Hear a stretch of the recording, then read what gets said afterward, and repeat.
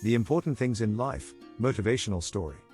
A philosophy professor initiates a class using an empty mayonnaise jar and a handful of rocks. He fills the jar with the rocks and asks if the jar is full. The students agree that it's indeed full. The professor adds pebbles to the jar, shaking it to let them settle into the cavities between the rocks. He repeats his question about the jar's fullness. The students, again, agree that the jar is now full. Next, he pours sand into the jar, filling up the remaining space. He asks the students once more if the jar is full, to which they respond unanimously, yes. The professor then explains that the jar represents life. The rocks symbolize significant aspects such as family, health, and children. He emphasizes that life would still be complete if only these rocks remained. The pebbles in the jar denote other important but not vital elements of life, such as jobs, houses, and cars.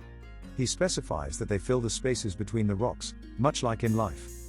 The sand represents the trivial matters of life.